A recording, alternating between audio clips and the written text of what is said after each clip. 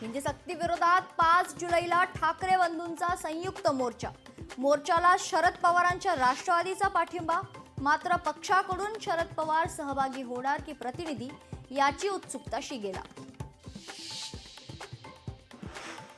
शरद पवार मोर्चाला जाणार का याचा निर्णय लवकरच. खासदार सुप्रिया सुळेंचं विधान. ठाकरेंच्या मोर्चात शरद पवारांची राष्ट्रवादी मात्र सहभागी होणार, सुळेंचं विधान. उपमुख्यमंत्री अजित पवारांचा आज माळेगावात आभार मेळावा. माळेगाव सहकारी साखर कारखान्याच्या निवडणुकीत घवघवीत यशानंतर जल्लोष. अजित पवार मानणार सर्व सभासदांचे आभार.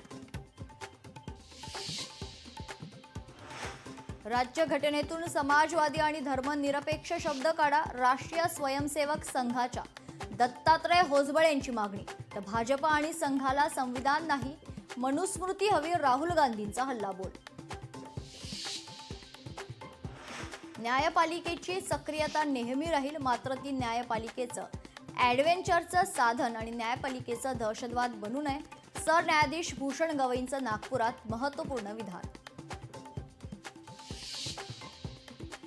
मुंबई, ठाणे, पालघरमध्ये आज मुसळधार पावसाचा अंदाज. तळ कोकण आणि विदर्भाला येलो अलर्ट. विदर्भात कालच्या पावसामुळे प्रचंड नुकसान. संत तुकोबांची पालखी आज इंदापुरात बेलवाडीत पार पडणार. मानाचं गोल रिंगण.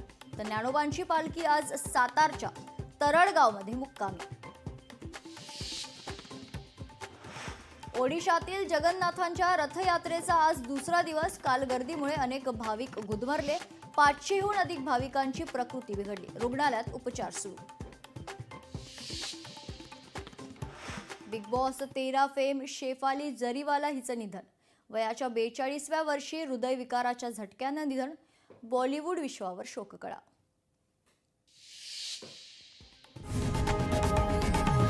लोकशाही मराठी ऐका, पहा, जागरूक रहा.